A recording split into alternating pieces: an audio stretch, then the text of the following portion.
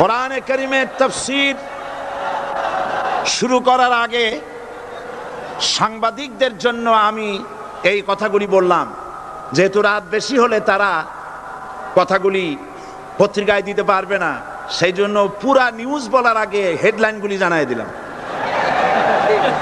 তবে সাংবাদিকদের ব্যাপারে আমার একটু কথা আছে। সেই কথা হচ্ছে, সাংবাদিকতা মহান পেশা। সব সময় আমরা সম্বোধন করি সাংবাদিক বন্ধুগণ, আমরা জাতির বিবেক তাদেরকে মনে করি, ঠিক কিনা বলেন? এই চট্টগ্রাম তাফসীরুল কোরআন মাহফিল কি নিয়ে যা ঘটলো, সাংবাদিকদের মাধ্যমেই গোটা জাতি এবং দুনিয়া জানতে পেরেছে। ওই সব সাংবাদিকদেরকে আমি আমার অন্তরের অন্তঃস্থল থেকে মোবারকবাদ জানাই, যে সব সাংবাদিকরা জীবনের ঝুঁকি নিয়ে সত্যকে বিকশিত করেছেন। কিন্তু তার মধ্যেও কিছু কিছু সাংবাদিক আছে, আমি তাদেরকে দু একটি কথা না বলে পারবো না। বলবো? বলাই লাগবে। তার মধ্যে একটি পত্রিকা, যার নাম জনকণ্ঠ ওরফে রকণ্ঠ,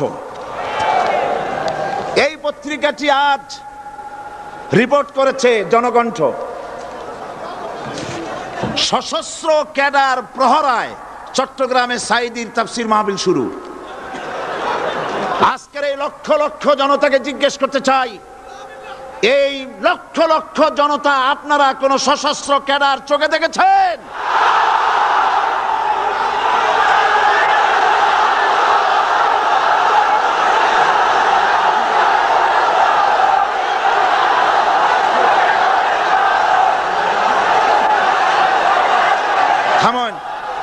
থামেন।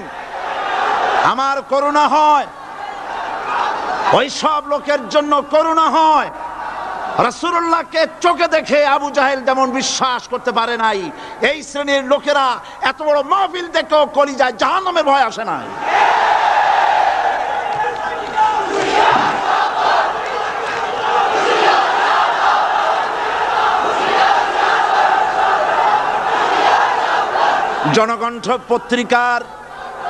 জনকণ্ঠ পত্রিকার সাংবাদিক যদি খুঁজে খুঁজে সশস্ত্র ক্যাডার আপনি এভাবে খুঁজে খুঁজে পান, সাংবাদিকতার চাকরি ছেড়ে পুলিশে চাকরি নিন, আপনার দ্বারা অন্তত পুলিশ বাহিনী উপকার পাবে।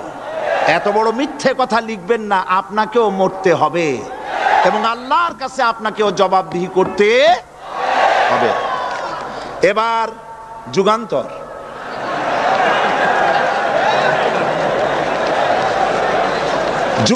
পত্রিকা নতুন বেরিয়েছে। যুগান্তরকে দেশবাসী বস্তুনিষ্ঠ সংবাদ পরিবেশন করবে বলেই আশা করে। জনকণ্ঠের মতো জঘন্য কণ্ঠে যুগান্তর পরিণত হোক, জাতি তা চায় না। যুগান্তরের রিপোর্টার কি রিপোর্ট করলেন? আপনি লিখেছেন হাইকোর্ট, আপনি যা লিখেছেন আমি তা পড়ছি। সাঈদী বলেন, এ সরকারকে জালিম সরকার আখ্যায়িত করে বলেন, আগুন নিয়ে খেলা করবেন না, বেশি বাড়াবাড়ি করলে পিটিয়ে দিল্লিতে পাঠায় দেব। এই লক্ষ জনতা সাক্ষী দেন, সরকারকে পিটাইয়া দিল্লি পাঠাবে এই কথা আমি বলেছি?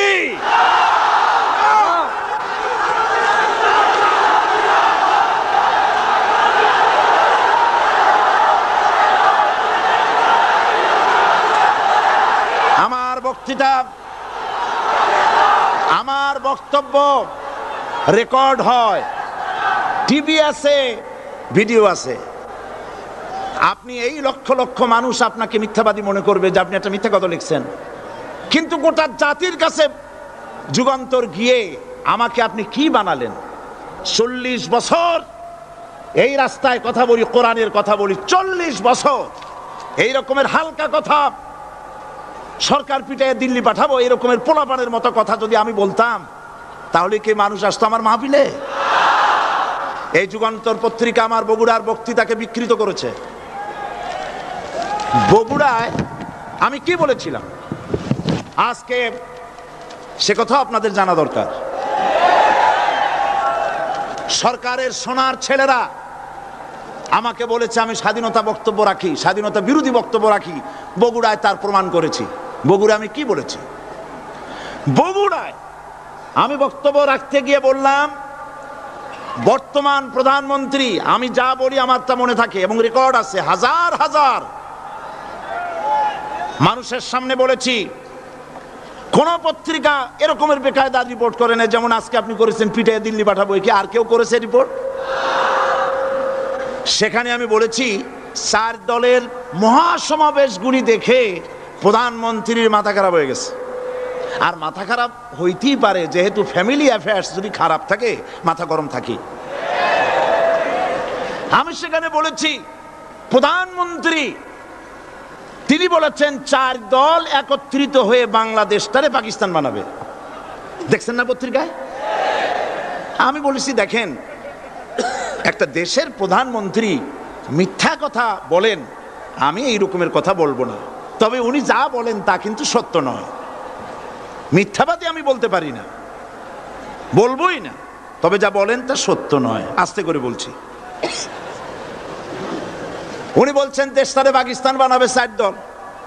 আমি বললাম বিগত 21 বছর যারা দেশ চালাইছে তারাই তো 4 দলের মধ্যে আছে না নাই? পাকিস্তান বানাইছে তারা? আচ্ছা আপনারা বলেন পাকিস্তান কাছে না হিন্দুস্তান কাছে? আমি বলেছি যদি বাংলাদেশকে কেউ পাকিস্তান বানাতে চায় তাহলে সর্বপ্রথম কাশ্মীর পাকিস্তান হতে হবে, তারপরে হিন্দুস্তানকে পাকিস্তান হতে হবে। এটা যেমন সম্ভব নয়, কিয়ামত পর্যন্ত বাংলাদেশ পাকিস্তান হওয়া সম্ভব নয়। আমার এই স্পষ্ট বক্তৃতার হাজারো রেকর্ড আছে বগুড়ায়। কেউ ধরনের বাজে রিপোর্ট করেনি। যুগান্তর লিখেছে, সাইদি বলেছে কাশ্মীর পাকিস্তান হইলেই বাংলাদেশ পাকিস্তান হয়ে যাবে। আমি ওই দিন ঢাকায় এসেই যুগান্তর পত্রিকার চিফ রিপোর্টারকে টেলিফোন করে বলেছি আপনি একটা ভুল রিপোর্ট আপনার সাংবাদিক করেছে বগুড়া থেকে, জাতি বিভ্রান্ত হবে। আমি একটা প্রতিবাদ পাঠালাম, অনুগ্রহ করে আমার প্রতিবাদ সেবে দিবেন। ওনরা সাংবাদিকতার প্রতি মর্যাদা দিতে গিয়ে আমার এই বক্তব্যটা ছাপেন নাই। তার মানে হলো আমার বিরুদ্ধে যদি কেউ কথা বলে হুবহু ছাপা হবে, আর আমি যদি সেলফ ডিফেন্স দিতে চাই বস্তুনিষ্ঠভাবে আমাকে কভারেজ দেওয়া হবে না। এটাই হলো তাদের সবচাইতে আমার প্রতি ক্ষোভ।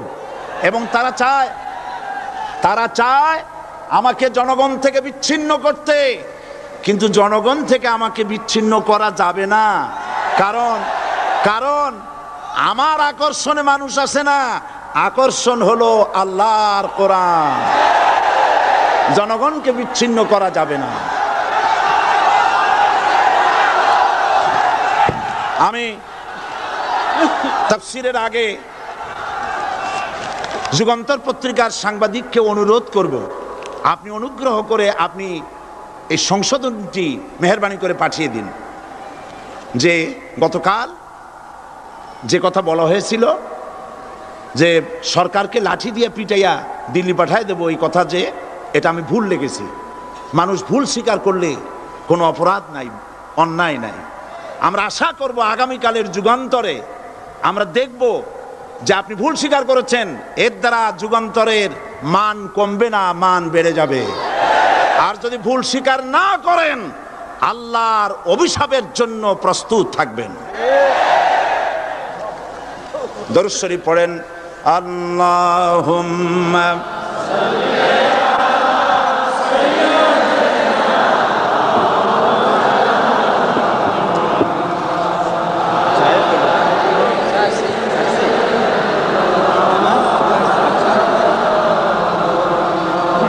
আল্লাহুম্মা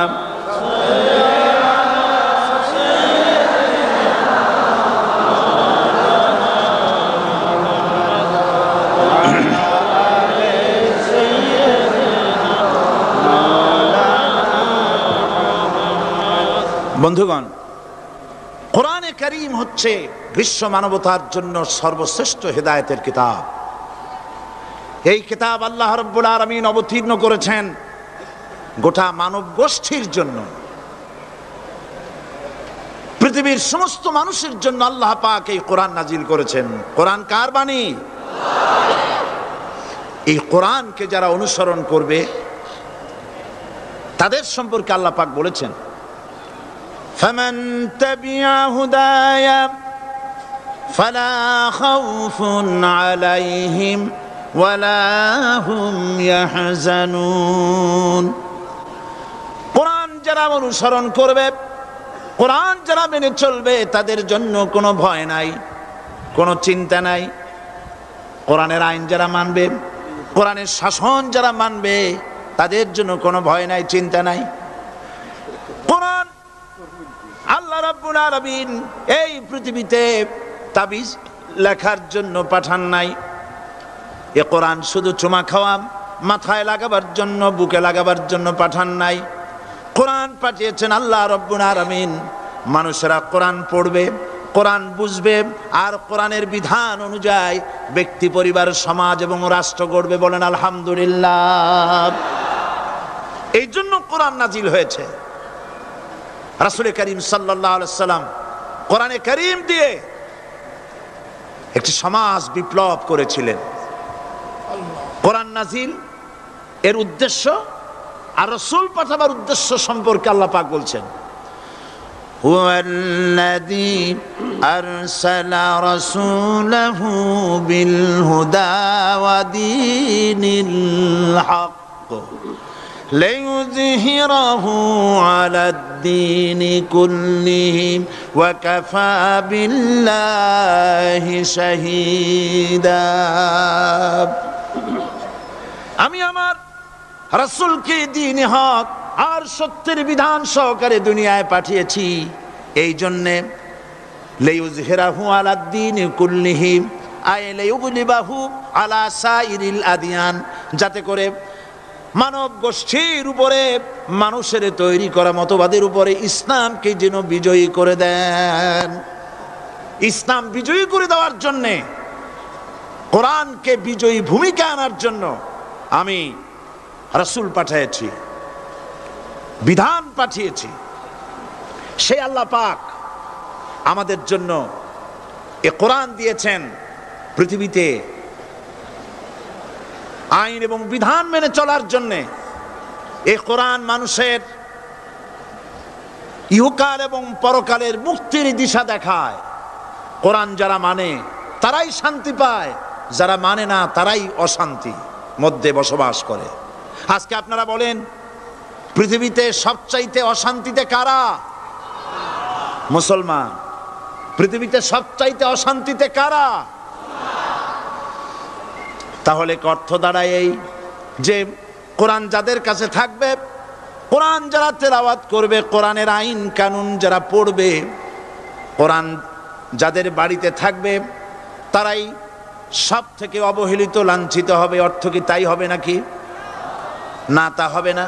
আল্লাহ পাক বলেছেন, তাহা মা আনজালনা আলাইকাল কুরআনা লিতাশকা। নবী হে, এই কোরআন আমি অবতীর্ণ করেছি এজন্য নয় যে কোরআন আপনার ভাগ্যকে বিনষ্ট করে দেবে, বরং কোরআন এসেছে ভাগ্যকে সুপ্রসন্ন করার জন্য। সুবহানাল্লাহ। সেই কোরআন থেকেই আমরা আলোচনা করেছি। গতকাল আলোচনা করেছিলাম সূরা আল বাকারার 255 নম্বর আয়াত। আয়াতটার নাম কি? আয়াতুল কুরসি। গতকালকের মতো আজও আসুন আমার সাথে তেলাওয়াত করেন।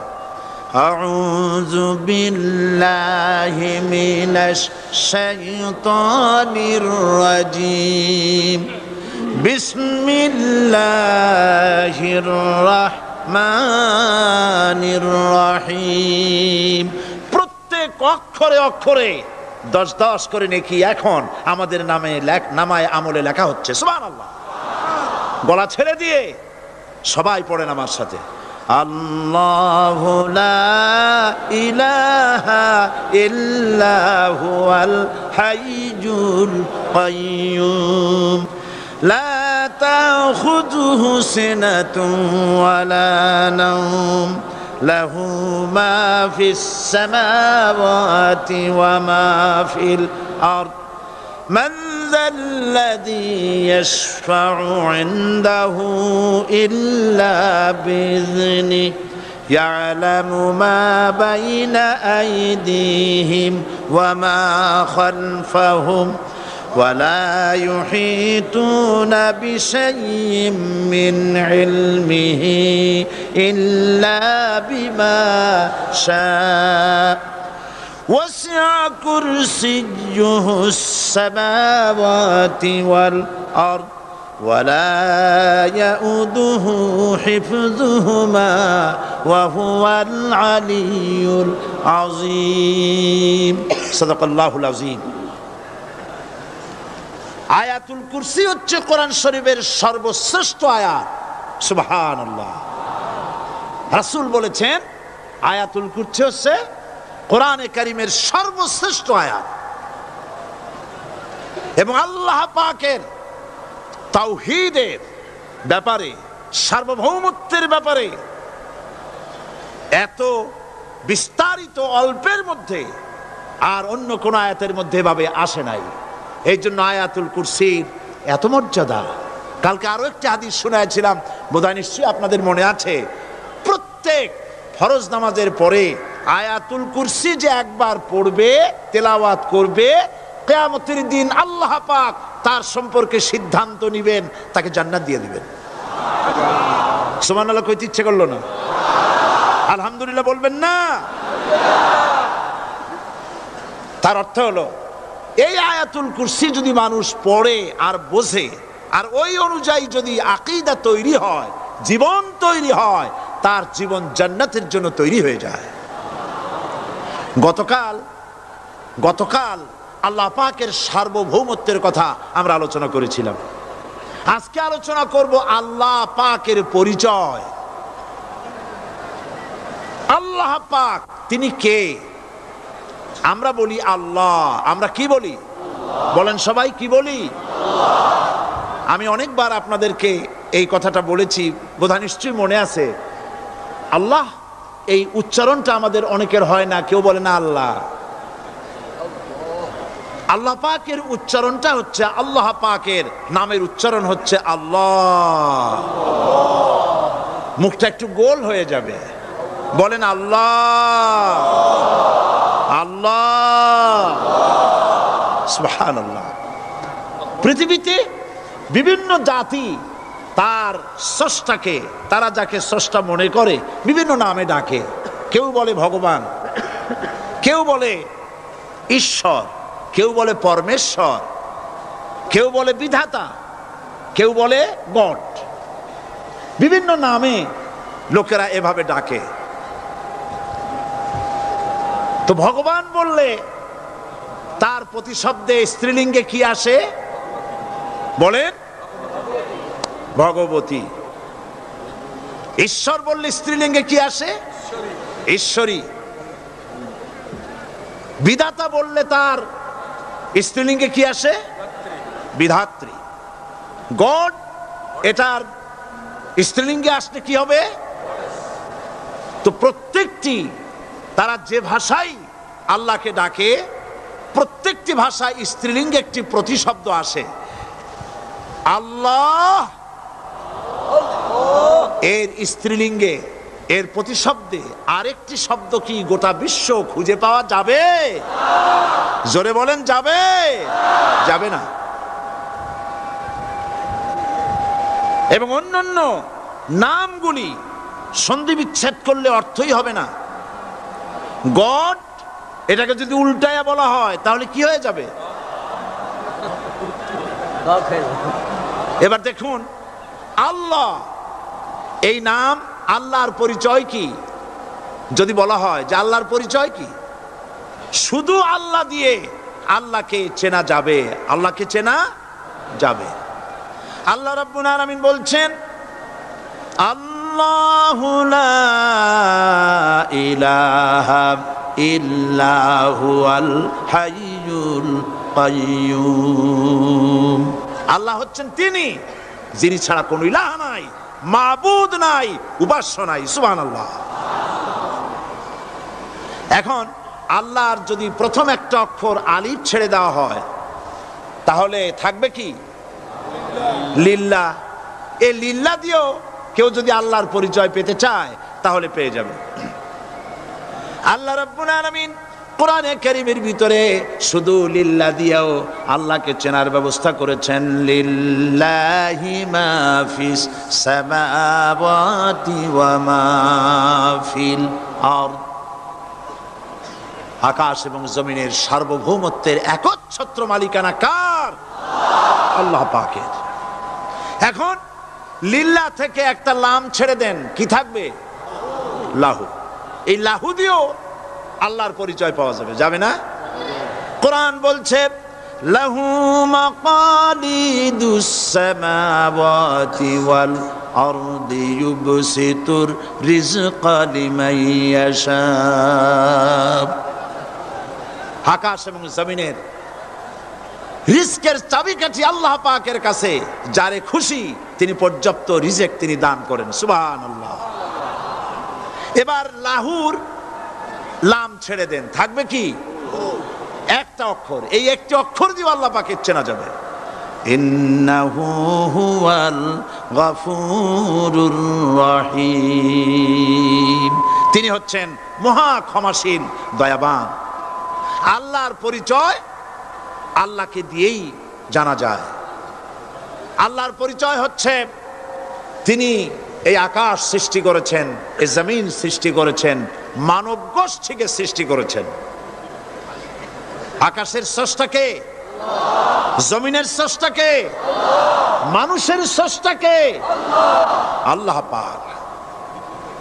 দেখুন, আল্লাহ পাক আকাশের স্রষ্টা, জমিনের স্রষ্টা, মানুষের স্রষ্টা। এই কথাকে ভুলিয়ে দেওয়ার জন্যে,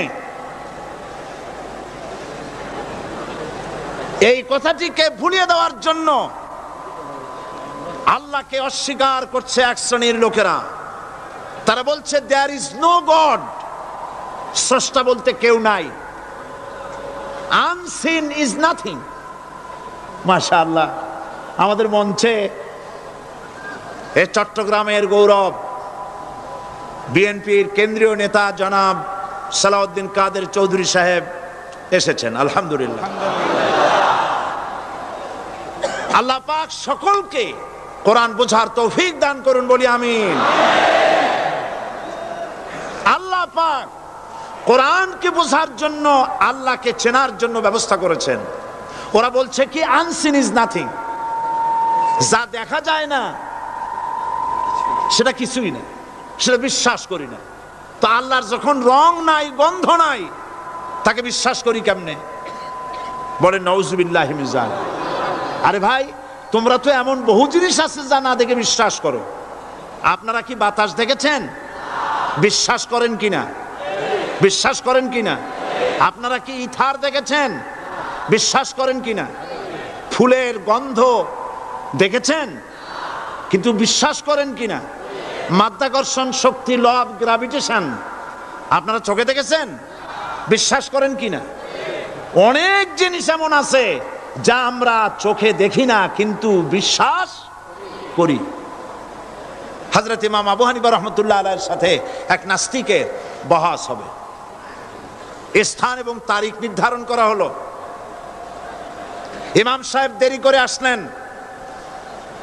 নাস্তিক বলছে, আমি আপনার সঙ্গে কোনো বিতর্কে যেতে চাই না, কারণ আপনি ওয়াদা রক্ষা করতে পারেন নাই, নির্ধারিত সময়ের অন্তত 3 ঘন্টা পরে এসেছেন। তিনি বললেন, আমি কেন দেরি করলাম সেটা তো তুমি জিজ্ঞেস করবে। আচ্ছা বলেন কেন দেরি করেছেন? তিনি বললেন, দেখো, এই জায়গায় আসার পথে একটা নদী বেঁধেছিল, তো আমি আসবো কি করে? আমার কাছে পারাপারের কোনো বন্দোবস্ত ছিল না। এক পর্যায়ে হতাশ হয়ে গেলাম, আমার বোধহয় যাওয়াই হবে না। শেষ পর্যন্ত আমি দেখতে পেলাম হঠাৎ করে আমার পাশে একটা ফলের বীজ পড়লো, তা দিয়ে একটা গাছ অঙ্কুরিত হলো। দেখ কিনা তা গাছটা একটা ময়ূর হয়ে পরিণত হয়ে গেল। কই থেকে একটা করাতে সে গাছটা কেটে ফেলে দিল। ফটাফট কতগুলি তক্তা বেরিয়ে আসলো। কোথার থেকে একটা হাতুড়ি আর কতগুলি লোহা এসে ঠাস ঠাস করে বাড়ি লেগে একটা কিস্তি তৈরি হয়ে গেল। কিস্তিটার ধাপায় পড়লো নদীতে, আমি লাফ দিয়ে উঠলাম, তাই পার হয়ে আসতে যা দেরি হলো। নাস্তিক বলছে, আপনার সাথে আমি জানছিলাম যে আপনি অত্যন্ত বুদ্ধিমান মানুষ, কিন্তু যে ঘটনা শুনাইলেন আপনার স্ক্রু একটাও টাইট আছে বলে মনে হয় না, আপনার সাথে আর কোনো বহস নয়। তিনি বললেন কেন?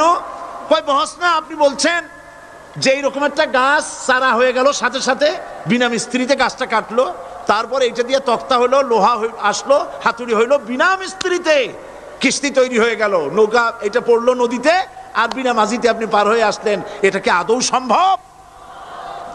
ইমাম আবু হানিফা রহমতুল্লাহ আলাইহি বলছেন, তোমার সাথে আমি কোনো কিতাব দিয়ে ঝগড়া করব না, কোনো কিতাব দিয়ে আমি তোমার সাথে বহস করব না। এই একটি দৃষ্টান্ত তোমার জন্য যথেষ্ট। একটা মিস্ত্রি ছাড়া যদি একটা কিস্তি তৈরি না হতে পারে, একটা গাছ কেটে তক্তা যদি না হতে পারে, এই বিশাল আকাশ, এই বিশাল জমিন, আর তোমার মতো এরকম একটা সুন্দর মানুষ বিনা মিস্ত্রিতে বিনা স্রষ্টায় তৈরি হলো কেমনে? এক কথায় নাস্তিক বলছে আমার জীবনের ভুল ধরা পড়লো। নাস্তিক বলছে জীবনের ভুল ধরা পড়েছে, আমি মুসলমান হয়ে গেলাম। লা ইলাহা ইল্লাল্লাহু মুহাম্মাদুর রাসূলুল্লাহ। জোরে পড়েন লা ইলাহা লা ইলাহা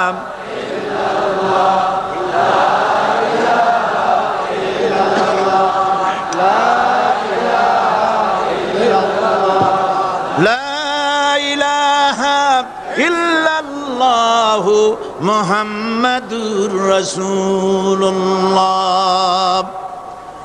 প্রিয় কোরআন পাগল ভাই সব, মাহফিল কর্তৃপক্ষ আমাকে স্লিপ দিয়েছে, প্রচন্ড চাপ সৃষ্টি হয়েছে চতুর্দিকের রাস্তায়, মানুষ বসার জায়গা পাচ্ছে না, দাঁড়াবারও জায়গা নাই। আমরা তো এই মাঠ টেনে লম্বা করতে পারবো না, তবে আপনারা একটু চেপে বসতে বোধহয় ভালো হয়। আপনারা কি রাগ করবেন নাকি? তাহলে বসা অবস্থায় দাঁড়াবেন না মোটেই? বসা অবস্থায় সামনের দিকে একটু এগিয়ে আসা যায় কিনা? তাহলে তাই করুন, দাঁড়াবেন না কেউ, বসা অবস্থায় সামনে চাপেন, আর দাঁড়ানো ভাইরা সুযোগ গ্রহণ করেন, জোরে সোরে জিকির করেন সুবহানাল্লাহ ওয়ালহামদুলিল্লাহ লা ইলাহা ইল্লাল্লাহ, সুবহানাল্লাহ ওয়ালহামদুলিল্লাহ লা ইলাহা ইল্লাল্লাহ। আরো জোরে পড়েন সুবহানাল্লাহ ওয়ালহামদুলিল্লাহ লা ইলাহা ইল্লাল্লাহ, সুবহানাল্লাহ ওয়ালহামদুলিল্লাহ লা ইলাহা ইল্লাল্লাহ, লা ইলাহা ইল্লাল্লাহু মুহাম্মাদুর রাসূলুল্লাহ। আমি দাঁড়াতে বলি নাই, মেহেরবানি করে বসুন, কান মন দিয়ে আল্লাহর পরিচয় শুনুন। কেবলমাত্র হতভাগা কপাল পোড়া যারা, তারাই নাস্তিক হতে পারে, ঠিক কিনা? আমি মনে করি না এই মাহফিলে কোনো নাস্তিক আসছে। আমি বিশ্বাস করি সকলে আল্লাহরে বিশ্বাস করে, কোন আলহামদুলিল্লাহ। কিন্তু কপাল পোড়ারা তারা বলে আল্লাহ নাই। এই ধরনের এক কপাল পোড়া ঢাকা বিশ্ববিদ্যালয় ছিল, মরছে। তার মৃত্যুতে দেশের প্রধানমন্ত্রী বলেছেন জাতির অপূরণীয় ক্ষতি হলো। আমি বললাম অপূরণীয় ক্ষতি হয় নাই, শয়তানটা কমছে। সে মরার আগে বলেছে কি জানেন? মরার আগে বলেছে আমার লাশ গোসল হবে না, দাফন হবে না। এইটারে মরার পরে তোমরা মেডিকেল কলেজে দিয়ে দিবা, তারা আমারে কাটা ছেঁড়া করিয়া অপারেশন শিখবে। বেচারা বুঝতে পারছে যে মরার পর তার অবস্থাটা কি হবে, তো এদিক দিয়ে কাটা ছেঁড়া করে যদি শেষ করে দেয় সেই ভালো, কবরে না যায়। তাকে রাখা হলো বারডেমের ডিপ ফ্রিজের ভেতরে। কদিন পরে তার অন্তিম ইচ্ছে অনুযায়ী মেডিকেল কলেজে পাঠানো হলো। ছাত্র শিক্ষকরা যখনই শুনেছে যে ওই লাশ আসতেছে, তারা রাস্তায় দাঁড়ায় বলছে আল্লাহর হস্তে মাপ চাই, এটার এদিকে আনবেন না। কারণ জীবনে বাইসে থাকতে যে আল্লাহরে স্বীকার করে নাই, ওরে অপারেশন করে যা শেখবো এতে রুগী শুধুই মরবে, বাঁচবে না কেউ। এরপরে সলিমুল্লাহ মেডিকেল কলেজে নেওয়া হলো, তারাও একই কথা বললো। শেষ পর্যন্ত নিয়ে ডিপ ফ্রিজে রাখছে, এখন কোথায় আছে আমি জানি না। এখন লাশের অবস্থা এই হয়েছে যে রাস্তায় যদি ফালায় দেয় কুত্তাও খাবে না, কারণ এত বাসি লাশ। আমার দেশের কুত্তা এত অভদ্র না যে এত পচা লাশ খাবে। আল্লাহকে অমান্য করলে পরে, অস্বীকার করলে পরে আল্লাহ পাক এইভাবে শাস্তি দেন। আর এগুলোর নাম হলো বুদ্ধিজীবী। এগুলোর নাম কি? বুদ্ধিজীবী। আর বুদ্ধিজীবী এটা হচ্ছে জীবী। জীবী মানে কি? পেশা। মৎস্য বিক্রি করে যারা জীবিকা উপার্জন করে তাদের কি বলে? যারা চিকিৎসা শাস্ত্র এই দিয়ে যারা জীবিকা নির্বাহ করে তাদেরকে কি বলা হয়? যারা আইন ব্যবসা করে, আইন ব্যবসা করে জীবিকা নির্বাহ করে তাদের কি বলা হয়? যারা কৃষি পণ্য উৎপাদন করে জীবিকা নির্বাহ করে তাদেরকে কি বলে? আর যারা বুদ্ধি বিক্রি করে ভারতের পা চাটা গোলামি করে তাদের কি বলে? এই কোরআন শরীফে কিন্তু কোথাও বুদ্ধির কথা নাই, সব আছে জ্ঞানের কথা। কোরআন শরীফে কি আছে? কোথাও বুদ্ধির কথা নাই, সব জায়গায় জ্ঞানের কথা। কোরআন শরীফে কি কথা আছে হে আল্লাহ তুমি আমার বুদ্ধি বাড়ায় দাও? আছে? কোরআন শরীফে আল্লাহ রাব্বুল আলামিন শিখায় দিয়েছেন, বলো রব্বি জিদনি ইলমা। পড়েন সবাই, রব্বি জিদনি ইলমা। আয় আল্লাহ তুমি আমার বুদ্ধি বাড়াও। নাকি তুমি আমার কি বাড়াও? আমার জ্ঞান বাড়াও। ওয়াল্লাযীনা উতুল ইলমা দারাজাত। আল্লাহ পাক বলছেন যাকে আমি জ্ঞান দান করছি তার মর্যাদা বৃদ্ধি করে দিয়েছি। সুবহানাল্লাহ। জ্ঞানের মর্যাদা বেশি। বুদ্ধি, পৃথিবীতে শ্রেষ্ঠ বুদ্ধিজীবী হচ্ছে বুদ্ধিজীবীদের নেতা, বুদ্ধিজীবীদের সর্দার, যে তার নাম কি জানেন? শয়তান। বড় বুদ্ধিজীবীর নাম কি? শয়তান। দেখেন ওর বুদ্ধি। আর আদম আলাইহিস সালামকে আল্লাহ পাক কি দিয়েছিলেন? ইলম। কি দিয়েছিলেন? ওয়া আল্লামা আদামাল আসমা কুল্লাহা। আমি আদমকে কি দিছি? জ্ঞান দান করেছি। শয়তান হলো বুদ্ধিজীবী। ও বুদ্ধিজীবী করলো কি দেখেন, আল্লাহ পাক বললেন আদমকে সৃষ্টি করে উসজুদু লি আদামা ফাসাজাদু ইল্লা। আল্লাহ রাব্বুল আলামিন উপস্থিত সকলকে হুকুম করলেন আমার আদমকে সেজদা দাও। সবাই সেজদা করলো। করলো না কে? মিস্টার ইবলিস সেজদা করলো না। আল্লাহ পাক প্রশ্ন করলেন, ইবলিস তুমি আমার হুকুম মানলে না কেন? কেন তুমি সেজদা করলে না? শয়তান তখন বুদ্ধির আশ্রয় নিল। শয়তান বলল, খালাকতানি মিন নার ওয়া খালাকতাহু মিন তিন। আয় আল্লাহ তুমি তো আমারে বানাইছো আগুন দিয়ে, আর আদমকে বানিয়েছো মাটি দিয়ে। আনা খায়রুম মিনহু, আমি তার থেকে উত্তম। কারণ তুমি আমাকে একটা অবৈজ্ঞানিক আদেশ করেছো। মাটির গতি নিম্নমুখী আর আগুনের গতি ঊর্ধ্বমুখী। ঊর্ধ্বমুখী জিনিসকে নিম্নমুখী জিনিসের সামনে মাথা নত করতে বলা সম্পূর্ণ আনসাইন্টিফিক। এই জন্য আমি এটা মানতে পারিনি। আল্লাহ পাক বললেন কিচ্ছু না, মানুষ জায়গা না পাই আসতেছে। বসান। এখানে যারা দাঁড়িয়েছে বসা লোকেরা তাদেরকে বসায় দেন। বসেন। আরে ভাই আপনারা বোঝেন না কেন? আপনারা বোঝেন না কেন? সরকারের সোনার ছেলেরা এইখানে আসার সাহস করবে না।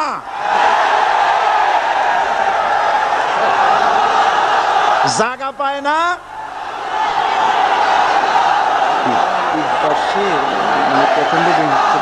করবো কি আমি? কিছু করেন না। বসেন, থামেন। মানুষ বসার জায়গা পাচ্ছে না বলে অসুবিধা হচ্ছে। নড়াচড়া কেউ করবেন না, কোনো আওয়াজ করবেন না। আল্লাহ তৌফিক দিন, জোরে কোন আমিন। আল্লাহ পাক বলেন ইন্নাকা রাজিম মারদুদ, তোর উপরে আল্লাহর লানাত অভিশাপ, আমার দরবার থেকে বেরিয়ে যা। তাহলে এই হলো বুদ্ধির দশা। এবার দেখেন জ্ঞানের দশা কি। জ্ঞান দেওয়া হয়েছিল কারে বলেন? একটা জিনিস লক্ষ্য করুন, আল্লাহ পাকের হুকুম শয়তান লঙ্ঘন করেছে। আদম আলাইহিস সালামও হুকুম কি করেছেন? অমান্য করেছেন। করেন নাই? ভয় পান না কি বলতে? আদম আলাইহিস সালাম আল্লাহ পাকের হুকুম অমান্য করছেন কি না? অমান্য করেছেন। কি আল্লাহ পাক বলেছেন? এই জান্নাতের সব কিছু নাজ নেয়ামত ভোগ করো, কিন্তু এই গাছের কাছেও যেও না। নিষেধ করেন নাই? হযরত আদম আলাইহিস সালাম ভুল করলেন, আল্লাহ নিষিদ্ধ বৃক্ষের কাছে গেলেন, স্বামী স্ত্রী দুজনে নিষিদ্ধ ফল ভক্ষণ করলেন। এরপরে হযরত আদম আলাইহিস সালাম মহা চিন্তার ভিতরে পড়ে গেলেন, কি সর্বনাশ করলাম। এখন যদি আল্লাহ যদি আমারে প্রশ্ন করেন আমার হুকুম কেন অমান্য করলে, তাহলে আমি কি জবাব দেব?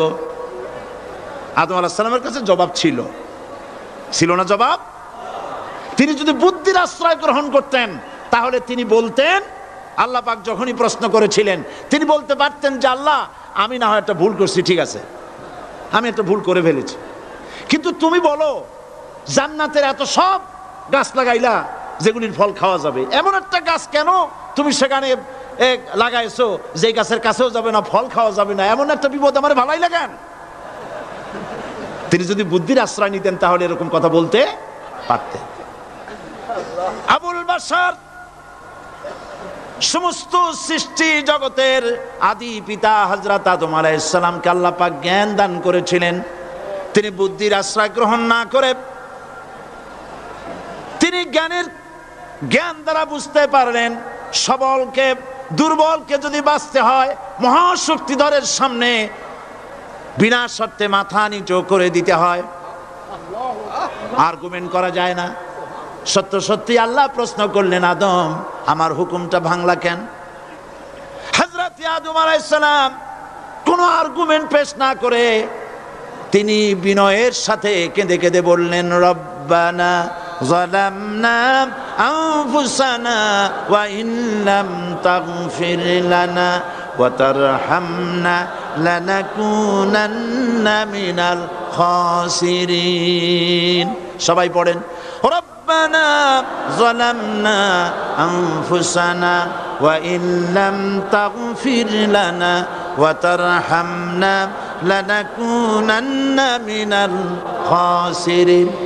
হায় আল্লাহ পাক, আমি আমার নফসের উপরে জুলম করেছি, অত্যাচার করেছি, তুমি যদি আমাকে ক্ষমা না করো, দেখেন জ্ঞান কত, তুমি যদি আমাকে ক্ষমা না করো আর আমার প্রতি যদি করুণা না করো, তার মানে হলো শুধু ক্ষমা করলে হবে না, শুধু ক্ষমা করলে হবে না, ক্ষমা করে আমার প্রতি করুণা করে আবার তোমার রহমতের কোলে টেনে নিতে হবে, নইলে পরে লানাকুনান্না মিনাল খাসিরিন, ক্ষতিগ্রস্ত হয়ে যাব।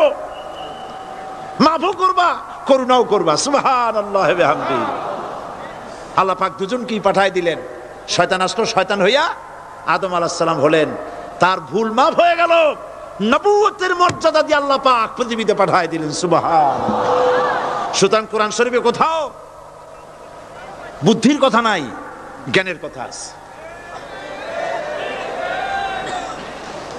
আল্লাহ পাক বলছেন, আমি দাউদ এবং সুলাইমানকে জ্ঞান দান করেছি, ইব্রাহিমকে জ্ঞান দান করেছি। কোরআন শরীফের বহু জায়গায় শুধু জ্ঞানের কথাই বলা হয়েছে। সুবহানাল্লাহি ওয়া বিহামদিহি। সুতরাং এই বুদ্ধিজীবীরা তারা আসল জ্ঞানটা নাই। আসল জ্ঞান কোনটা বলেন? কোনটা? ডক্টর শহীদুল্লাহ মরহুম, আমি অনেকবার বলেছি তার কথা, আল্লাহ তাকে জান্নাতুল ফেরদাউস নসিব করুন, বলেন আমিন। ডক্টর শহীদুল্লাহ মারহুম বলতেন তার লোকদেরকে যে তোমরা বিদেশ থেকে অনেক ডিগ্রি নামের আগে আনতে পারো, তোমরা পণ্ডিত, একথা আমি স্বীকার করি, কিন্তু কোরআন শরীফের জ্ঞান যদি না থাকে তাহলে পণ্ডিতের আগে আর একটা শব্দ বসবে, মূর্খ পণ্ডিত। কোরআনের জ্ঞান পাণ্ডিত্যকে পরিপূর্ণ করে দেয়, কারণ ওয়ামা উতীতুম মিনাল ইলমি ইল্লা কালিলা। সুবহানাল্লাহ। আল্লাহ পাক বলছেন তোমাদেরকে সামান্যতম জ্ঞান দান করেছি। কতটুকুন জ্ঞান? কতটুকুন? সামান্যতম জ্ঞান দান করেছি। ইল্লা কালিল বলা হয়নি, কালিলা, সামান্যতম।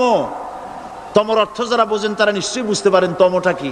সামান্যতম, সামান্যের সামান্যের কত কত সামান্যতম তা আল্লাহ পাক ভালো জানেন। এই জন্য আমি বলি, এই যে আল্লাহ সামান্যতম জ্ঞান আমাদের দিলেন, সুবহানাল্লাহ, এই সামান্যতম জ্ঞান যদি এইরকম হয়,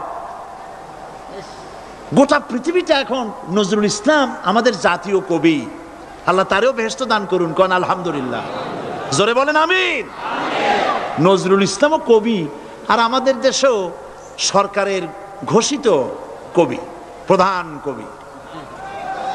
একজন জাতীয় কবি তিনি বলছেন, মসজিদেরই পাশে আমার কবর দিও ভাই, যেন সকাল সন্ধে মুয়াজ্জিনের আজান শুনতে পায়। জাতীয় কবি। আর এই সরকারের দৃষ্টিতে প্রধান কবি যিনি, তিনি বলছেন, ফজরের আজান যখন শুনি মনে হয় বেশ্যা তার খরিদ্দার ডাকতেছে। আমি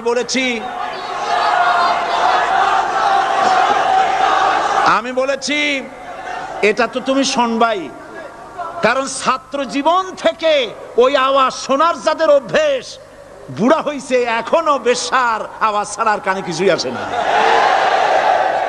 নাউজুবিল্লাহ, নাউজুবিল্লাহ, আল্লাহর লানত।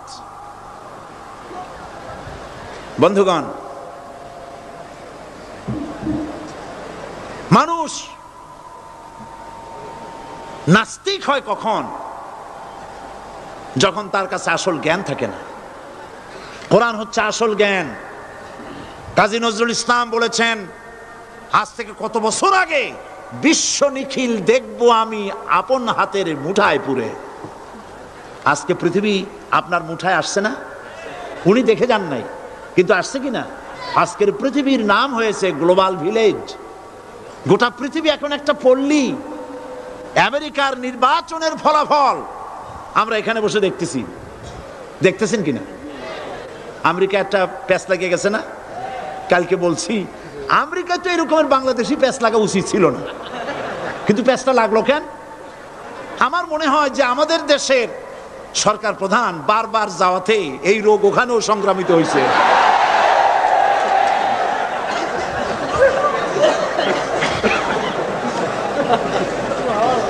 মূল বক্তব্য যেটা, সেটা হচ্ছে পৃথিবী এখন গ্লোবাল ভিলেজ, হাতের মুঠায় চলে আসছে। সারা দুনিয়ার খবর মুহূর্তের ভিতরে পাচ্ছেন, কম্পিউটারের ভেতরে আপনি বাজারঘাট করতে পারছেন। আপনার বাড়িতে কম্পিউটার টিপে, আমি এবার লন্ডন থেকে যখন আসতেছিলাম, এনসাইক্লোপিডিয়া ব্রিটানিকা 2000 সালের বইটা আনতে চাইলাম। তোরা বললো আপনি এটা নেবেন কেমনে? এ তো প্রায় 2 মণ ওজন হয়ে যাবে, এত ভাড়া দেবেন কেমনে প্লেনের? এটা 28 খণ্ড, 2 মণ ওজন হবে, দামও হবে জনমের মতো। তাই বললাম তাহলে আমি নেবো কেমনে?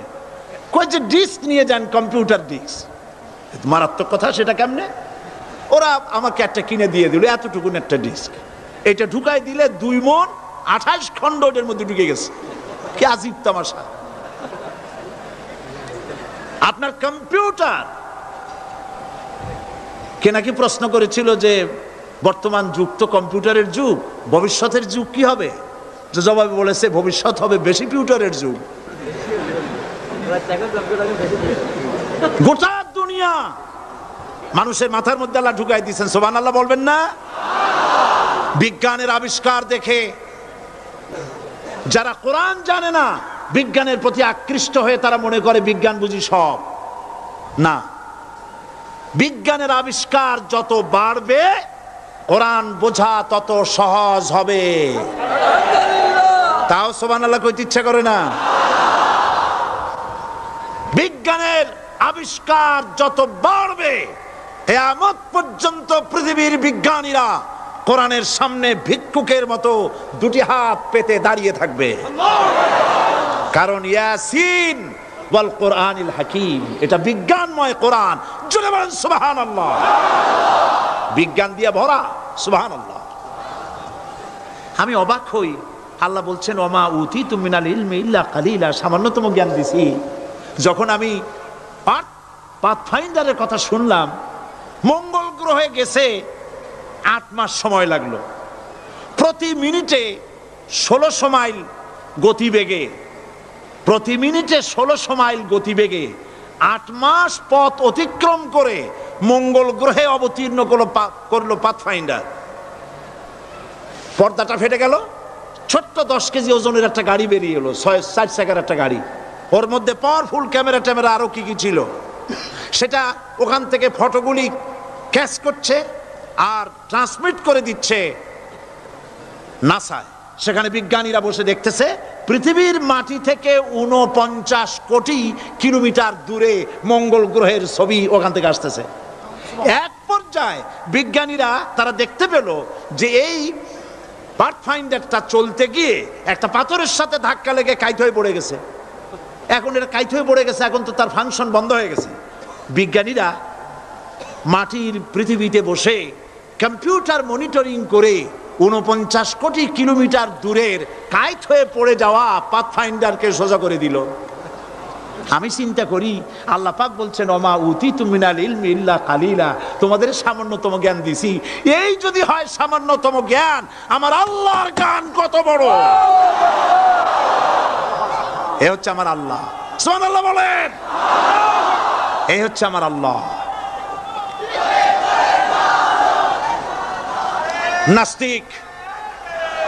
নাস্তিক মুরতাদ পৃথিবীর সবচাইতে নিকৃষ্ট মানব সৃষ্টির ভিতরে, উলাইকা শাররুল বারিয়া, মানব সৃষ্টির ভিতরে সৃষ্টিকুলের মধ্যে আল্লাহ যা সৃষ্টি করেছেন তার মধ্যে সবচাইতে নিকৃষ্ট হলো কাফের। সবচাইতে নিকৃষ্ট কি? যারা আল্লাহকে অস্বীকার করেছে, যারা নাস্তিক, যারা মুরতাদ। আল্লাহ পাক জ্ঞান দান করেছেন মানুষকে।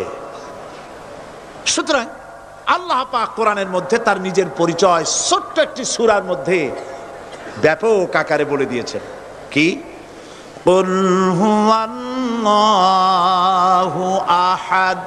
সবাই পড়েন আমার সাথে, কুল হুয়াল্লাহু আহাদ আল্লাহুস সামাদ লাম ইয়ালিদ ওয়া লাম ইউলাদ ওয়া লাম ইয়াকুল লাহু কুফুয়ান আহাদ। আল্লাহ পাক বলেন আল্লাহ এক এবং একক, তিনি কারো মুখাপেক্ষী নন, তিনি কাউকে জন্ম দেন নাই, তাকেও কেউ জন্ম দেয়নি। আকাশ আর জমিনে আল্লাহর সমকক্ষ কেউ নাই।